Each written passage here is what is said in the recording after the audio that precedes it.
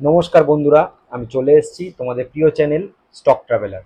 বন্ধুরা, আজকে যে বিষয়টা নিয়ে আমি কথা বলবো সেই বিষয়টা খুবই ইম্পর্টেন্ট। এখন ইলেকশনের একটা মাস চলছে এবং লাস্ট ফেজ 1 জুন বাকি আছে। এই ফেজের পর পুরোপুরি ক্লিয়ার হয়ে যাবে যে আমাদের ভারতবর্ষের যে নেক্সট গভর্নমেন্ট কারা ফর্ম করতে চলেছে, বিজেপি করতে চলেছে নাকি ইন্ডিয়া অ্যালায়েন্স করতে চলেছে।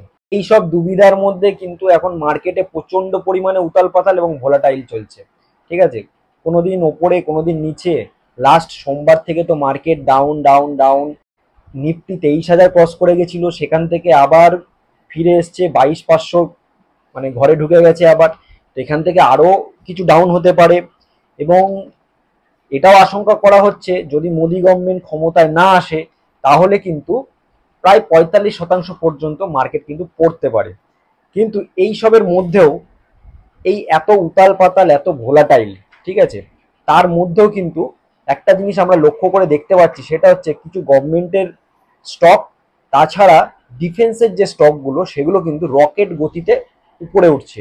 আমি কিছু ডিফেন্সের স্টকের নাম বলবো, সেই স্টকগুলো লাস্ট 1 মাসে কি রিটার্ন দিয়েছে সেটা আমি প্রথমে একটু বলে নিই, তারপরে আমি ডিটেলসে আলোচনা করব।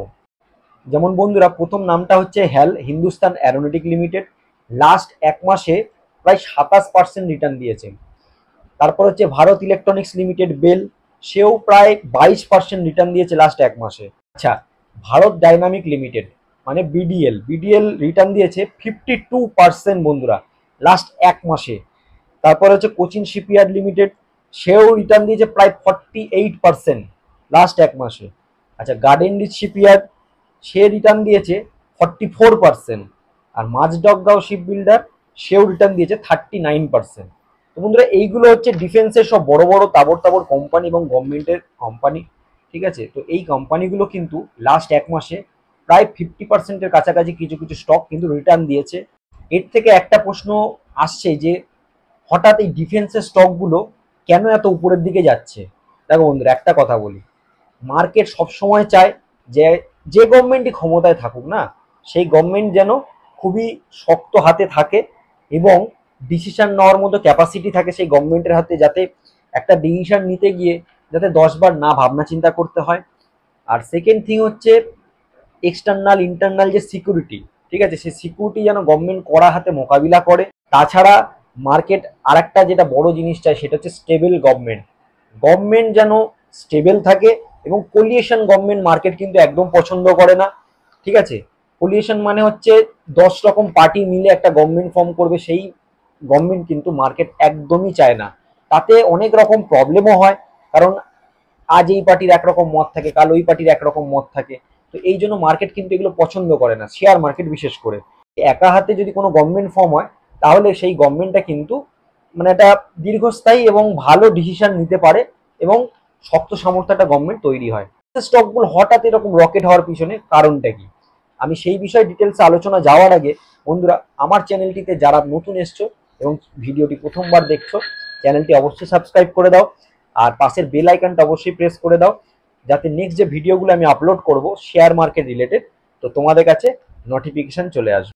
মার্কেটের মানে আমরা যারা ইন্ডিয়ান মার্কেটে যারা ইনভেস্টমেন্ট করছি না, তারা কিন্তু, কারণ আমরা দেখো ভোট দিচ্ছি, আমরা কারেন্ট যে মার্কেট সিচুয়েশন সেটাও কম বেশি বুঝতে পারছি এবং যত বড় বড় ব্রোকারেজ হাউস আছে বা যত বড় বড় নিবেশক আছে তারাও কম বেশি কিন্তু, যারা দেশীয় নিবাসক, যারা দেশি মানে যারা কান্ট্রির মধ্যে যারা নিবেশ করে, মানে যেসব কোম্পানিগুলো যেমন মিউচুয়াল ফান্ড আছে, বিভিন্ন রকম কোম্পানির ব্যাংক, ঠিক আছে, তারা কিন্তু ধরেও নিয়েছে এবং নিজেদের মধ্যে কিছু তো একটা কনফিডেন্স বিল্ড করতে পেরেছে যে যে গভর্নমেন্ট এতদিন চলছিল লাস্ট 10 ইয়ার্স, সেই গভর্নমেন্টই কিন্তু আবার পুনরায় ফিরতে চলেছে।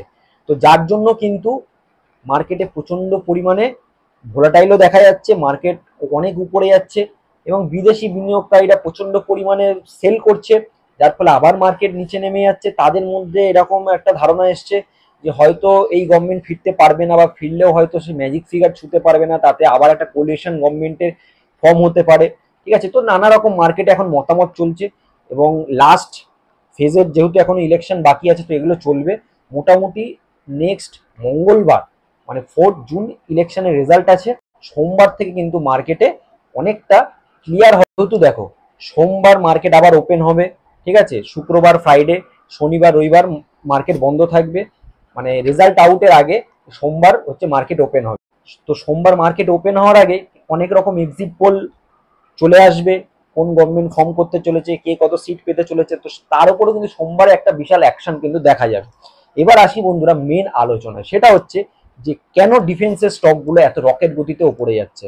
ডিফেন্সের স্টকগুলো বন্ধুরা আমার ধারণা ওপরে যাওয়ার কারণ হচ্ছে যে আত্মনির্ভর ভারত, এই যে বর্তমান গভর্নমেন্ট আত্মনির্ভর ভারতের প্রতি প্রচন্ড পরিমাণে জোর দিয়েছে। এই রিসেন্টলি ব্রহ্মোস মিসাইল সাপ্লাই করেছে, এবং যে হিন্দুস্তান অ্যারোনটিক লিমিটেডের যে লাইট কমব্যাট যে এয়ারক্রাফট ক্যারিয়ার তেজাস বিমান, সেই বিমানেরও অনেকগুলো দেশের সাথে কথা চলছে এক্সপোর্ট করার জন্য, ঠিক আছে। তো এরকম কিন্তু প্রচন্ড পরিমাণে অর্ডার কিন্তু বাইরের দেশ থেকেও আসতে চলেছে ভারতের হাতে। এবং যেহেতু একটা আত্মনির্ভর ভারতের মানে মেক ইন ইন্ডিয়া যে প্রজেক্ট বা যে ডাক দিয়েছেন বর্তমান গভর্নমেন্ট বা মোদি গভর্নমেন্ট, সেটার প্রতি কিন্তু মার্কেট ভরসা করছে। যেহেতু মার্কেট এইটা মনে করছে যে আগামী যে গভর্নমেন্ট যে তৈরি হবে সেই গভর্নমেন্ট কিন্তু এই মোদি গভর্নমেন্টই তৈরি হতে চলেছে। তো যার ফলে ডিফেন্সের স্টকগুলো কিন্তু রকেট গতিতে ওপরে যাচ্ছে। যে ডিফেন্সের কোম্পানিগুলি আছে, এই ডিফেন্সের কোম্পানিগুলিতে আত্মনির্ভর ভারতের মানে মেক ইন ইন্ডিয়ার যখন ডাক দেওয়া হয়েছিল, একটা প্রথম থেকে একটা পজিটিভ একটা কিন্তু দিক ছিল এই গভর্নমেন্টের একটা, যার ফলে এই গভর্নমেন্ট ফর্ম করলে যে আগামী দিনে ডিফেন্সের বাজেট বাড়বে, ঠিক আছে, ডিফেন্সে আরো বড় বড় অর্ডার আসবে এই কোম্পানিগুলোর হাতে, সেটা এক্সপোর্ট হোক কি নিজের দেশীয় আর্মি নেভি বা এয়ারফোর্সের জন্য হোক, সেখানে কিন্তু বড় বড় অর্ডার কিন্তু এই কোম্পানিগুলো পাবে। এবং দীর্ঘ অর্ডার মানে বড় বড় প্রায় লক্ষ লক্ষ কোটি টাকার অর্ডার কিন্তু অলরেডি কোম্পানিগুলোর হাতে কিন্তু আছে, যেগুলো আগামী দিনে কিন্তু তাদের ব্যালেন্স শিটে রিফ্লেক্ট হবে, যার ফলে কিন্তু এই কোম্পানিগুলো রকেটের গতিতে কিন্তু ওপরে যাচ্ছে। এবং যত নিবেশক আছে, রিটেল ইনভেস্টারের সংখ্যা দিন দিন বাড়ছে, ঠিক আছে, তারাও মনে করছে, কারণ যারা নতুন ইনভেস্টার হয় না, তারা যখনই দেখে কোনো একটা স্টক রকেটের মতো উপরে উঠছে, তারা সেই ইয়েতে ঝাঁপিয়ে পড়ে, ঠিক আছে। তো যার ফলেও কিন্তু কিছুটা স্টকের একটা গতি পাচ্ছে। তো এই জিনিসগুলোর মধ্যে আমরা কিন্তু পড়বো না, সবসময় একটা স্টকের ভ্যালু আমরা ক্যালকুলেশন করব, সেই ভ্যালু ক্যালকুলেশন করে যদি মনে হয় যে ঠিকঠাক ভ্যালু আছে তাহলেই কিন্তু ইনভেস্ট করব। না হলে বন্ধুরা যদি ওভার ভ্যালুড হয়ে যায় না, যদি আমি তারপরে ইনভেস্ট করতে থাকি, একটা সময়ের পর কিন্তু লাভ হবে না, বই কি লস হবে, কারণ ওভার ভ্যালুড হলে কিন্তু কারেকশন আসবেই। গভর্নমেন্টের স্টক বলে কিন্তু চোখ বন্ধ করে নিবেশ করার কোনো দরকার নেই, ঠিক আছে। তবে স্টকগুলো কিন্তু খুবই ভালো, এটুকু আমি বলতে পারি। আমি নিজেও কিছু কিছু স্টকে এখানে ইনভেস্টমেন্ট করে রেখেছি, তো সেই ধারণা থেকেই বলছি। এই গভর্নমেন্ট যদি আসে, আগামী দিনে কিন্তু রকেটের গতিতে কিন্তু এই স্টকগুলো কিন্তু এগোবে। পুরোনো ভিডিওতে এই হিন্দুস্তান অ্যারোনটিক লিমিটেডের কিন্তু আমি অনেক ভিডিও বানিয়েছি, এবং সেখানে আমি বলেছি এই স্টকটা আগামী 1-2 মাসের মধ্যে হয়তো 5,000-এর গন্ডিও পেরিয়ে যাবে। তো বন্ধুরা প্রায় 5,200 একটা টাচ করে চলে এসছে। তো এখন 5,000-এর কাছাকাছি কিন্তু স্টকটা ঘোরাফেরা করছে। মনে হয় আবার একটু জিনিসটা কনসলিডেট হবে, এবং জিনিসটা একটু নিজেকে আবার মানে মজবুত তৈরি করবে ওই জায়গাটাকে, আবার পিক নেবে। Hindustan aeronautic limited one of the মানে কি বলবো মাল্টি ব্যাগার রিটার্ন একটা কোম্পানি, এবং আমার খুব পছন্দের একটা স্টক। এছাড়া বিইএল, ঠিক আছে, বিইএল নিয়েও আমি ভিডিও বানিয়েছি, BDL, Mazagon dock ship builder, তারপরে হচ্ছে কোচিন শিপইয়ার্ড, এগুলো কিন্তু লাস্ট 1 মাসে কিন্তু তাবাড়তোড় কিন্তু রিটার্ন দিয়েছে, খুবই সুন্দর রিটার্ন দিয়েছে। তো তোমরা চাইলে এই স্টকগুলো ওয়াচ লিস্টে অ্যাড করে রাখতে পারো, ঠিক আছে। কারণ এই স্টকগুলো এই গভর্নমেন্ট এলে কিন্তু এটুকু আমি বুঝতে পারছি, এগুলো আরো রকেট গতিতে কিন্তু ওপরের দিকে যাবে। মানে একটা সময় গিয়ে আঙুল কামড়াতে হবে যে আগে যদি এই স্টকগুলো আমি ওয়াচ লিস্টে অ্যাড করে যদি ইনভেস্টমেন্ট করতাম, হয়তো আজকে একটা ভালো রিটার্ন পেলেও পেতে পারতাম। তো আমি একটা কথা বলে দিই, এই ভিডিও দেখে এটা কখনোই মনে করবেন আমি বাই সেলে রেকমেন্ডেশন করছি, এটা জাস্ট একটা এডুকেশন পারপাসের ভিডিও। স্টকগুলো আমি আরেকবার বলে দিচ্ছি: Hindustan aeronautic limited, Bharat electronics limited, Cochin shipyard, গার্ডেনডি ship builder, Mazagaon dock ship builder, তারপরে হচ্ছে ভারত ডাইনামিক। এই কোম্পানিগুলো ওয়াচ লিস্টে অবশ্যই অ্যাড করে রাখো।